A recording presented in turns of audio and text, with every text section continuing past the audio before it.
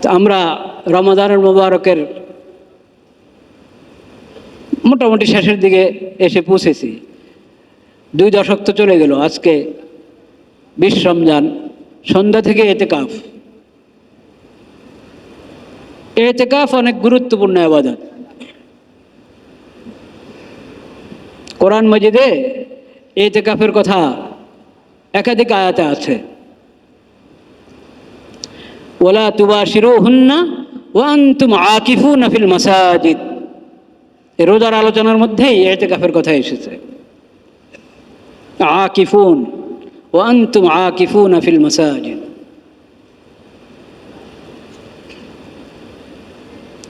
এবং এটা শুধু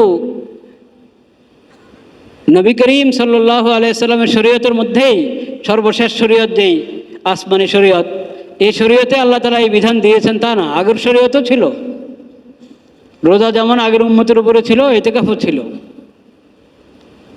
ইব্রাহিম আলাইহিস সালাম এবং ইসমাইল আলাইহিস সালামকে আল্লাহ তাআলা বাইতুল্লাহ বিষয় যখন হেদায়েত দিয়েছেন, সেখানেও ইতিকাফের কথা এসেছে। তাহহিরা বাইতিয়া লিত-তাইফিনা ওয়াল আকিফিন। বাইতুল্লাহ শরীফ, মসজিদে হারামকে পাক পবিত্র, পরিষ্কার পরিচ্ছন্ন রাখার নির্দেশ দিয়েছেন আল্লাহ তাআলা। কাদের জন্য? যারা তওয়াফ করতে আসবে তাদের যাতে সুবিধা হয়, এবং যারা ইতিকাফ অবস্থান করবে এই মসজিদে তাদের যাতে সুবিধা হয়, কষ্ট না পায় তারা, সেজন্য।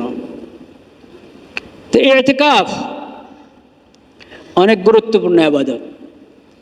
এই ইতিকাফ হয় একমাত্র কার জন্য? আল্লাহর জন্য। কোথায়? মসজিদে।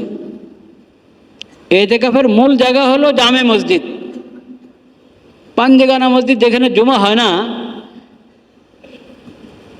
যদি জামে মসজিদ কাছে পাচ্ছে না কাউ, যদিও এখন এটা বিরল, এখন তো সব জায়গায় মসজিদ বলতে এখন জামে মসজিদ, শুধু পাঞ্জেগানা মসজিদ খুঁজে পাওয়া এখন মুশকিল। মসজিদ যত ছোট্ট হোক, সবাই জরুরি মনে করে যে আমার মসজিদটা জামে মসজিদ হতে হবে। এটা কিন্তু মূল নিয়ম না। মূল নিয়ম হলো জামে মসজিদের সংখ্যা কম হবে, পাঞ্জেগানা মসজিদের সংখ্যা বেশি হবে। যাক, এখন কিছুটা ওজোরের কারণে, কিছুটা আমাদের অবহেলার কারণে দেখা যাচ্ছে সব মসজিদে জামে মসজিদ। তো যদি কোথাও এরকম থাকে পাঞ্জেগানা মসজিদ, সেখানে ইতিকাফ করবে। যদি কষ্ট হয়ে যায় দূরের মসজিদে যেতে, তখন জুমার জন্য আবার যেতে হবে জামে মসজিদে। জুমা পড়ে আবার চলে আসবে পাঞ্জেগানা মসজিদে। তো ইতিকাফের জায়গা মসজিদ। গত জুমা আমি বলেছিলাম, মা বোনদের জন্য কিন্তু ইতিকাফের জায়গা তাদের মসজিদ, তাদের মসজিদ। মা বোনদের মসজিদ কোনটা? ঘর। তার ঘরে একটা নির্দিষ্ট জায়গা থাকবে, ছোট্ট কামরা, বা কামরা না হোক পর্দা দিয়ে আলাপ করবে, পর্দাও না দেখ, নিয়ত করে রাখবে এটা আমার ইবাদতের জায়গা। ওখানে নামাজ পড়বে, তেলাওয়াত করবে, জিকির আজকার করবে, ওটাকে পাক পবিত্র রাখবে। ওখানে খুশবু লাগিয়ে ওই জায়গাটাকে সুন্দর করে রাখবে। ওই জায়গা তার ইবাদতের জায়গা, ওটাই তার মসজিদ। হাদিস শরীফে বলা হয়েছে এটা। তাদের ঘরের মধ্যে ইবাদতের জন্য যে জায়গা, ওটা তাদের মসজিদ। আমরা যে মসজিদে নামাজ পড়তে আসি,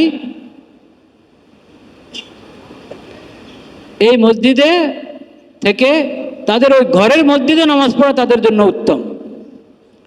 আমরা জমাতের নামাজে মসজিদে যখন আসি, তাহলে কত গুণ বেশি?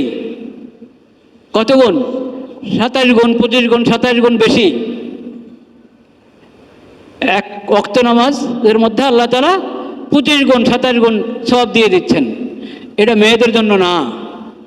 মেয়েরা যদি মসজিদের জমাতে শরীক হতে চায়, তাহলে কমতে থাকবে সওয়াব। এই সওয়াব তারা পেতে চাইলে তাদের ঘরের মসজিদে নামাজ পড়বে, তাহলে এই সওয়াব তারা পাবে। ও বুয়ুতুহুন্না খায়রুল লাহুন্না, নবী করিম সাল্লাল্লাহু আলাইহি ওয়াসাল্লাম বলেছেন ও বুয়ুতুহুন্না খায়রুল লাহুন্না। যাই হোক, তা আমি বলছিলাম তাদের ইতিকাফ তাদের ঘরের মসজিদে, পুরুষদের জন্য ইতিকাফের জায়গা মসজিদ।